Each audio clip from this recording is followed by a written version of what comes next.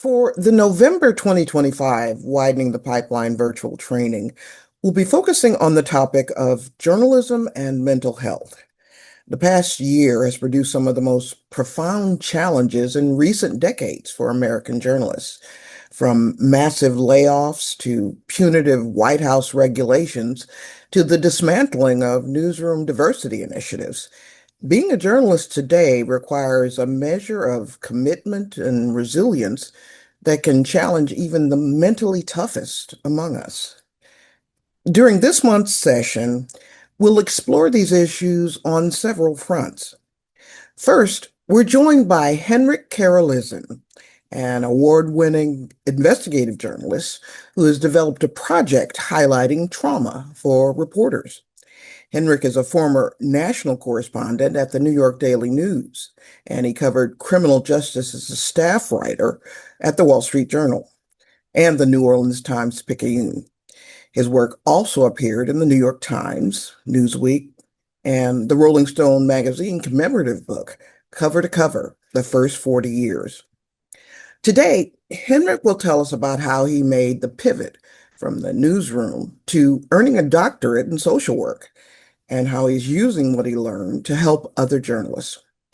Henrik, thank you so much for joining us today. Rachel, thank you so much for having me here. It's an honor to speak with all of you today about something so crucial and important. And leading up to this, like you were talking about, it's been a very difficult year, not only for our country, but for journalists covering our country, especially when you have someone who's the leader of the free world saying things like the press corps is the enemy of the people. And that's really not a good starting point when it comes to mental health. But today I'm just going to talk about my career, how I went from journalism, being in the newsroom, to covering trauma, to trying to heal that trauma. So I first started my career as a journalist in New York City, first at Queens Weeklies. In those days when the dinosaurs roamed in 2004, I started as an intern, then became a surf columnist, and then I went to another Queens paper to become a staff writer and another one to become an editor. And since I was making so little money and I was so exhausted, I really wanted to get into the big leagues. So I became a stringer at the New York Daily News. And that's where my life became to change immeasurably because I got a job there basically because they cut the Long Island bureau and they wanted to cover crime out there, but they didn't want to hire a staff writer to do it. So me, being a hungry journalist, took the opportunity, and within days I was covering the grisliest murders and criminal investigations that I would ever cover. But I had been doing that for about 4 years, and I became a national correspondent at that point. And I was covering things like Occupy Wall Street, Whitney Houston's death, the Bernie Madoff trial. They would send me to places like Florida to cover Tiger Woods. But the story that really altered my life was covering the mass shooting in Sandy Hook. And that's when I was covering it from the beginning to the end, which means as soon as the alert went out, I drove from New York City to Connecticut. And in doing so, was in a hotel the entire time, working 14-hour days. And the last of the days I was there, I was covering a funeral for a 6-year-old named Dylan Hockley, and he was an autistic boy. And they had videos of him playing in the church while I was back there writing notes for my story. And the song Hallelujah by Leonard Cohen was playing. And I was just writing these notes, writing these notes. And at the end of the service, I realized that my notepad was smeared with tears I didn't even know were coming from me. And that to me was the ultimate allegory in that my emotions were affected by my work, but now my emotions were affecting my work, and it was the ultimate symbolism. But growing up poor with two immigrant parents, my father was a security guard, my mother was a waitress. To me, making a living, paying my rent, paying my car note with words and stories felt like a miracle to begin with. So I didn't complain. I tucked it down. I kept going. I moved to New Orleans thinking that would change, but they put me on the crime beat because that's what I did. And I ended up going from there back to the Wall Street Journal, where I covered crime for about 2 years. And it was that point where I really felt the emotional toll of the work taking hold. And I just basically left I couldn't name those emotions. So for a while, I left journalism completely. I was bartending, doing construction work, writing fiction. But there's a lot of this looming internal um, darkness that was there. I don't want to, I hate to interject, but I have to at this moment because your backstory so mirrors my own in terms of having been born in poverty, ninth of 10 kids. Knew I wanted to write and use words as my career. But when it came to the decision to enter journalism, and the first time I was asked to do the police beat, I knew myself well enough to know that I probably wouldn't want to see gore and crime and horrible things that you could see on a police beat, but I couldn't say no. I felt like this is such a opportunity, and Lord knows I wouldn't have gotten here any other. So I want you to just before you move on, tell us a little bit more about the process that goes on in a young journalist's mind about I have to do this. I have to do these things, even though they may be. When did that Absolutely. start to occur to you? That started to occur when I saw exactly how competitive the field was in New York City. And every scene you go to, you're trying to get an exclusive. You're trying to get that interview no one gets. You're trying to establish yourself as someone who's different than all the other reporters that are there, but you're all covering the same story. So there's a desperation there. There's a hunger to stand out. And for me, it was always wanting to tell a truth in a way that couldn't be told, in a way that could sort of help society. But as a young reporter, you have these highfalutin dreams, and sometimes I don't want to say they get crushed by the reality, but if you do it every single day, not all of them are going to be home runs, and you're not always going to win. And I think keeping that in perspective was something I couldn't do at that point. I was always thinking this could have been better. Um, and just talking about where I'm coming from, it was always this thing where I want to work harder to earn my keep in that sort of way, basically. Thank you. Go ahead. Let me step back here again. No, absolutely. So a year after I left the Wall Street Journal, I was still kind of figuring out my life. I was bartending, and I realized that my team had won the Pulitzer Prize. But I saw that to me as I chalked it up to a win because I was still around. I was focusing on my mental health. I was feeling better. But I realized that you shouldn't have to make those concessions. You shouldn't have to choose between your mental health and your career. You should have both those, especially as a freelancer, especially now, because like you said before, in the lead up to this, resources are being cut, staff is being cut.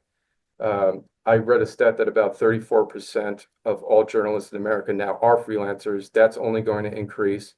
And as a freelancer, as we all know, you don't get medical benefits, you don't get the healthcare benefits, and you're basically replaceable because we're talking about the competitive nature of it. Everyone wants to get in on this game, even though it is precarious, because like Rachel was saying, there's the thrill in the work. It's like nothing else, really. Um, and when that happened, I just felt like I had to figure out a way to help the situation. And that's when I went back to graduate school at the University of Southern California. And that's where I covered and looked into secondary trauma within the freelance population in particular. And I did dozens and dozens of interviews with people telling me the same thing, is that they felt there was a stigma about talking about these things because you're covering people who are having the worst days of their lives. And it's this sense, how could you complain? It's not your life that's affected in that instrumental way. But secondary trauma is vicarious trauma, or what they call compassion fatigue. And it happens to a lot of first responders, but it happens after hearing all the grisliest elements of humanity every day. And it goes somewhere. And that's what I was realizing after talking to so many people.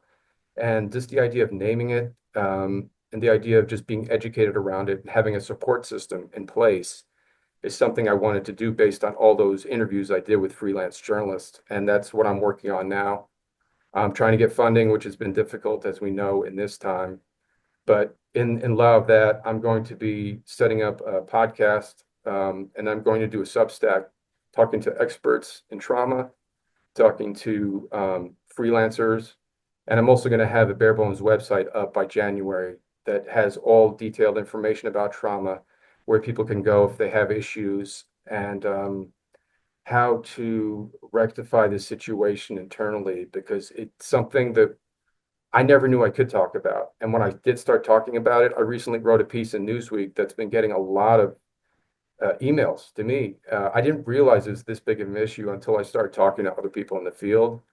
And the main two things I want to say here before I get off my soapbox is that it's all about stigma and education. We're not being taught in journalism schools enough about trauma, how it affects us as reporters, and we're being told that we have to be objective. We're not supposed to feel, but we are human beings. So that's why I started on this project in social work, and I hope to be able to make a difference in the grand scheme of things, but also just within our community as journalists, especially now, especially in these trying times that Rachel was referring to before I started talking. So You thank know, you we're so big much. on the issue of lived experience in widening the pipeline, and I attempt to always transmit the message that we need to lean into our lived experience and not let it be used against us. So I want to tease that out a bit more with you, particularly you mentioned being the son of immigrants.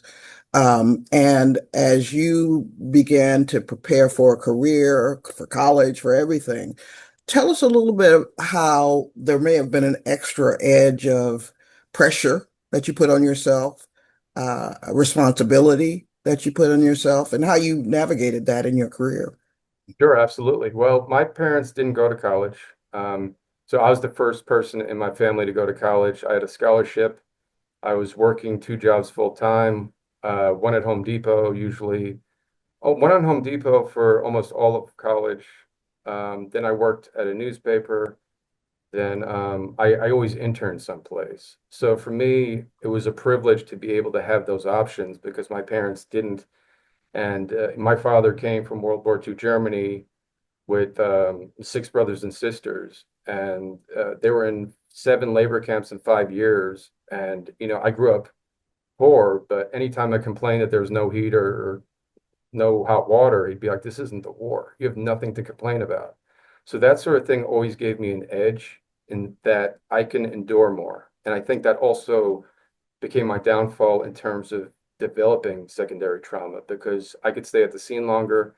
I could work extra hours. I could work extra days. I could work weekends. It didn't matter. And I think that's that immigrant edge I think I still have and maintain, but it's just in a different way right now. I'm trying to focus that attention on healing as opposed to just being in the breaking news and criminal reporting field, if that makes sense.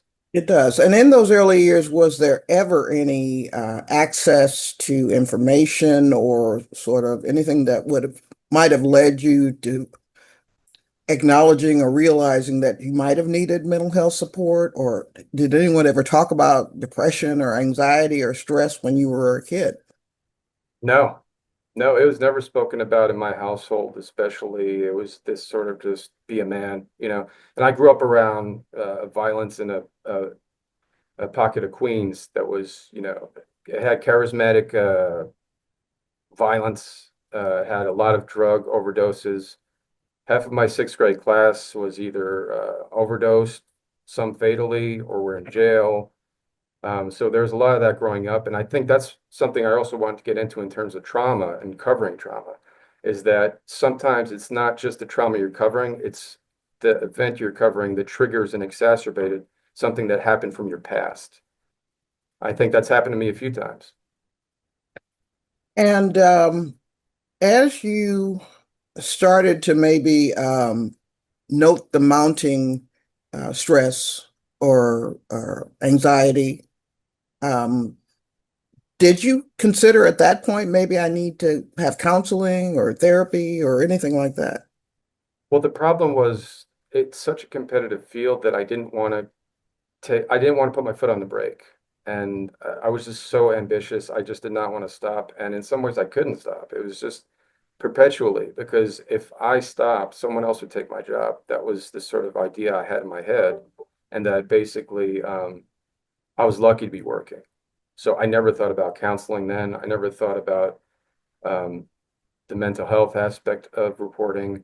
And everyone around me and my community became these same reporters who were going through the same thing, who were not talking about it. Some were numbing themselves, some were, in whatever that looks like. Some people are drinking too much, they're doing drugs, they're getting into risky behavior. And then if you do that long enough, your norm shifts. And if you're only hanging around people in the same field, not acknowledging these things, it only gets worse. And I felt like that's what was happening to many of us when I was out there reporting. I want to talk with you about something that I heard all the while early in my career, and we sort of joked about it in a lot of ways, and that is the very neurotic tendencies that make us the neurotic people we are what make us good journalists, and that you almost have to be a little, on the edge. What do you think about that? I mean, is that something that, and I know everybody's not the same, and there's no sort of template, but I know I will certainly claim for myself that I have a bit of a neurotic edge that has helped You me. How do. do, how do you feel about that? Well, I feel it's akin to when people say only tortured artists make good music. Right. And I don't think that's true. I think it can be for some people. But I know that Tom Waits started making better music when he got sober and he had a family. And I feel like it's probably the same thing. We build up these mythologies about who we're supposed to be, and if we're really great, we have to have some eccentricities, some sort of neuroses, and I think some of that could be helpful. But I don't think you could say either way across the board that all of us have to be a certain way to be good reporters. Your description of covering the one of the children in the Sandy Hook tragedy was incredibly powerful. I've been in that position as well of walking away from a scene, bursting into tears, and trying to deal with it. But as a storyteller, take us to that very moment. If that was it, restate it. But if there was another moment that was sort of like, that's it, I got to walk away from journalism. Bring us to how you made the decision and what you did immediately after. I think it was more cumulative, but I think at that point I started looking at different options right after Sandy Hook, that I couldn't live that way. Just remember it was around Christmas and I was going home to see my family, and I just felt so disconnected because talking about it with them, they could not understand it. So at that point, it was more survival mode. Like we were talking about how we grew up. For me, I couldn't just leave a job, and I couldn't leave a job as a national correspondent because I was feeling sad, and I could not talk to my parents about that. I couldn't talk to people outside of journalism about that. So for me, it took years. It wasn't just a one moment thing, but I think the Sandy Hook tragedy is what made me want to start shifting. I think over time, I was able to do it, but I had to develop the resources to be able to move forward, if that makes sense. And tell us about making the decision to go back to school for social work. How did that come across? Yeah, it was something that felt intuitive in some sense, in that I wanted to make a difference in the world. That's why I got into journalism. But I felt at a certain point that I wasn't doing that. And I thought that through social work, I could actually instill a change in society that I wanted to see. And once I tapped into this idea about secondary trauma and journalism, it felt like it was a calling, and it felt more purposeful in a way that I thought journalism would be when I initially got into it. Did you consider, or are you working as a social worker? Is that something that you would do?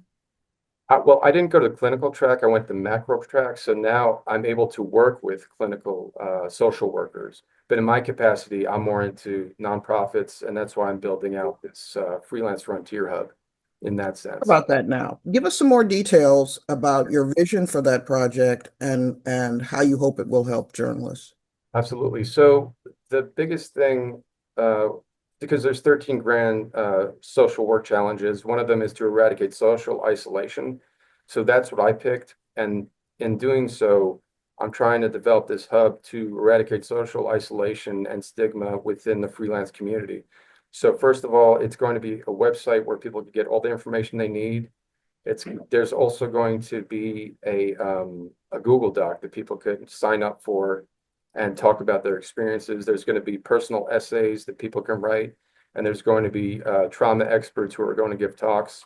And there's going to be ways to do Zoom calls like this and just do check-ins and see how we're doing, because we were talking about before we got into this about this past year. And I think it'd be very helpful for people to get on calls like this and just do check-ins and debriefs and ways to develop healing modalities. And so I'm going to be trying to focus on all of that while also doing, like I said, a podcast with the experts, a Substack, which will be written stories about the experts and the journalists we talk to, and also setting up resources where people can get mental help. And I'm trying to coordinate that with the DART Center at Columbia University. So I'm hoping to talk to them shortly and see if we can link up and share resources. One of the things that I often think about when people talk about what's happening in journalism right now, happening in the media right now, is that this is sort of compared to the shift from the horse and buggy to the automobile. And so a lot of people say that what's happening in media in this moment is just a necessary, evolution, and it's going to happen. And you mentioned earlier the fact that what was the percentage of people who are freelancers now in the business? 34% about, yeah. So, and amongst the people on this call and the people who have gone through the widening the pipeline program, there may eventually become the moment where they leave a newsroom and go to work. Um, do you almost want to offer people some cautionary tales and say, don't do it? Or, I mean, Well, I actually it- have, yeah, I'm actually on that track. I'm actually setting up one part of the website that is called, I forgot what I named it, but it was like alternate routes where people can transfer the skills from journalism to another career so they don't feel tethered to this thing. I think it's great if you really want to be a journalist and it's a calling, you take the call. But if you're in journalism for a while and you feel like it's not working and it's not what you should be doing, there's so many different skill sets that you can utilize to uh, education, to documentary film, to investigations, which I do now.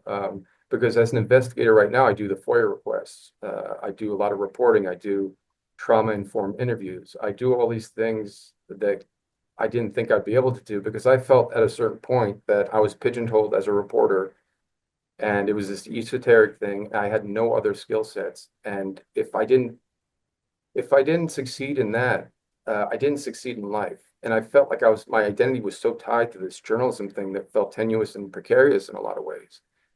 That knowing now that you have skills that are transferable to a lot of other careers felt powerful, if that makes sense. that is a hugely powerful message, and I try to transmit it along the way to widening fellows in this moment that's so transitionary and everything is just being thrown up in the air. The things that make you a good journalist, a passionate, committed journalist, will transfer to another field. It's just something that we should keep in our toolkit.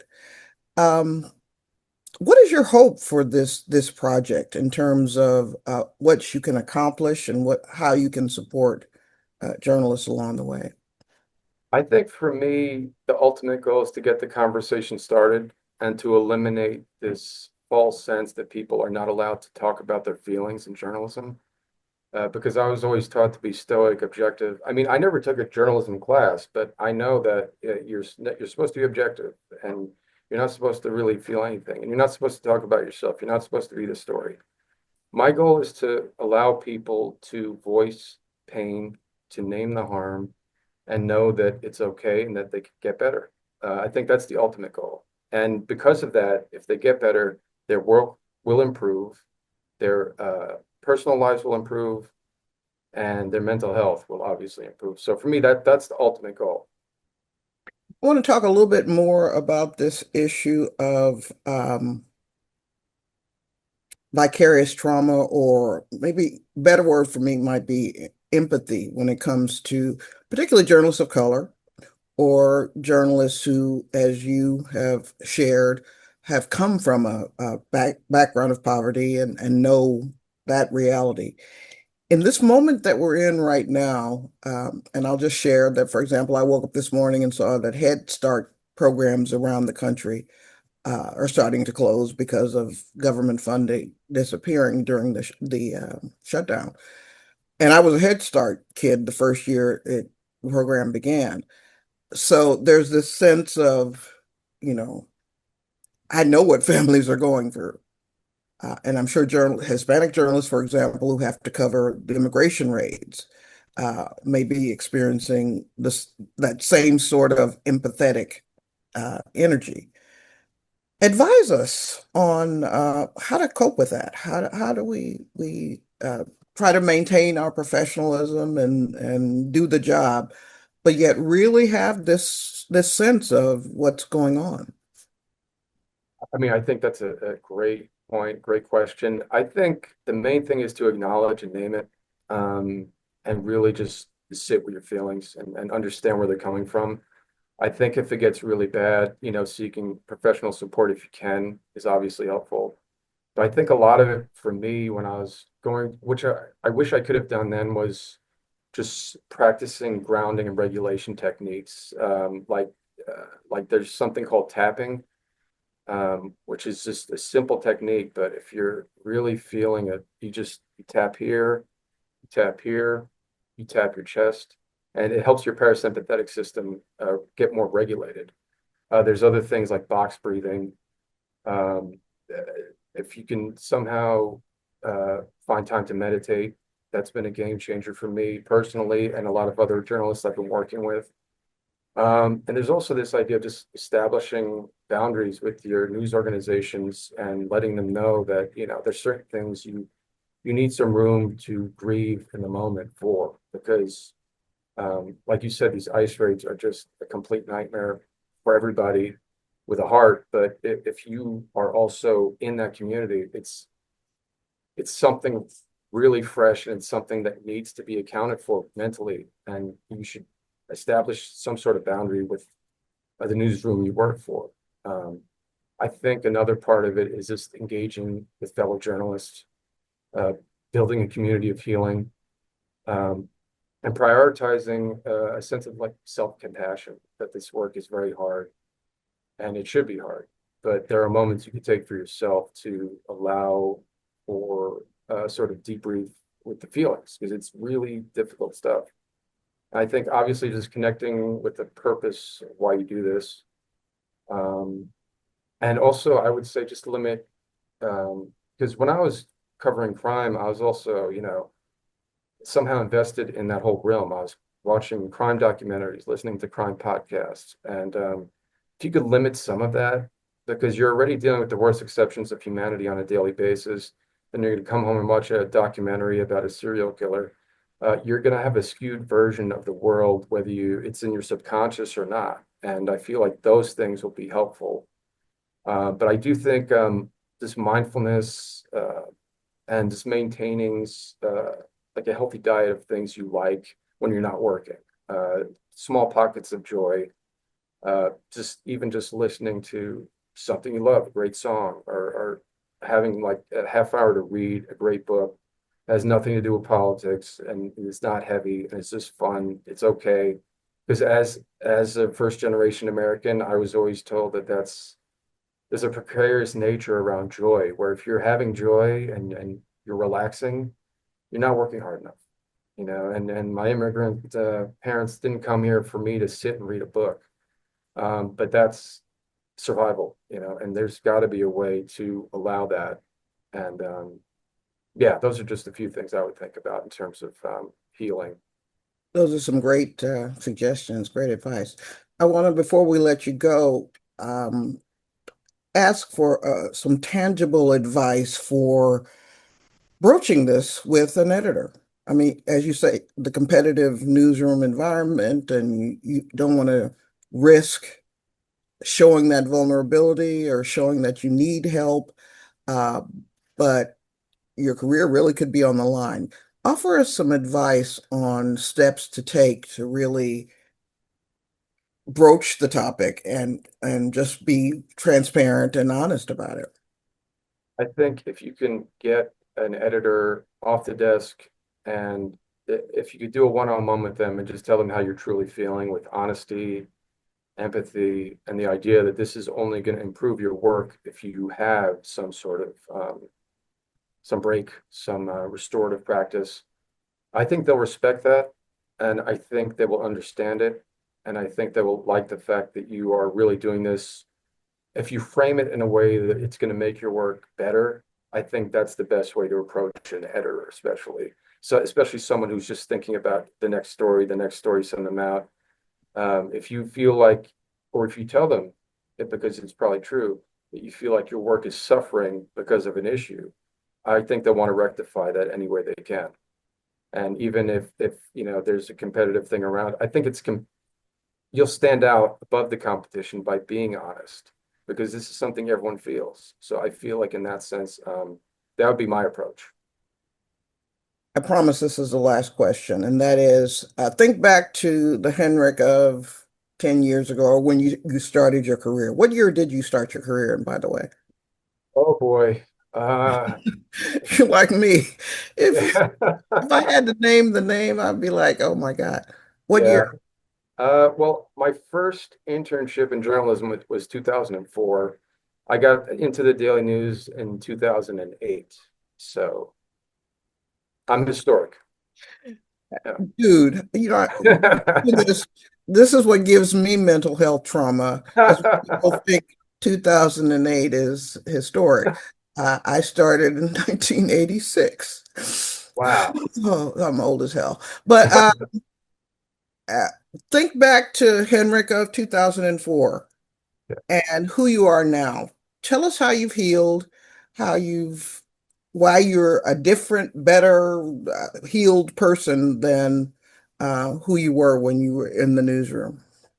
Well, I think for me, it's just um, I don't know if I'm a healed person fully, but the idea that I'm keeping the questions in my mind around mental health going, whereas before I would just hide them. I think being more honest with myself, giving myself more grace, pushing myself to find, like I was talking about earlier, those little pockets of joy without guilt. I think just being more well-rounded as a person, as opposed to just filling my identity with this idea that I'm a journalist. I just remember talking to people and they say, "Oh yeah, so who are you?" And sometimes it's just I'm a journalist, but now I'm more than that, and I feel like I always was, but I couldn't see that then. And I think I was so wrapped up in this idea of being somebody that I got lost a little bit, and I don't feel as lost today. I don't feel as unmoored. I feel more purposeful, um, and I do feel strangely more hopeful in seeing a lot of work that's being done by like the great journalists here. Uh, they're fighting the good fight, and that to me gives me hope. I love that statement that you're more than this. And that's so often as we're doing our beats or striving for awards or whatever, it really becomes all we see of ourselves or the way that we think of who we are.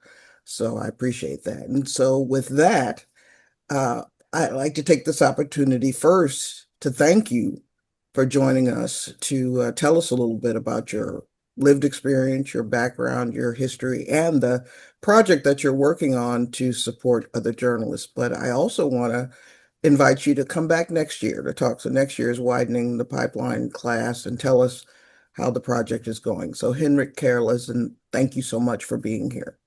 Thank you so much, Rachel. It's been an honor. Thanks to all of you.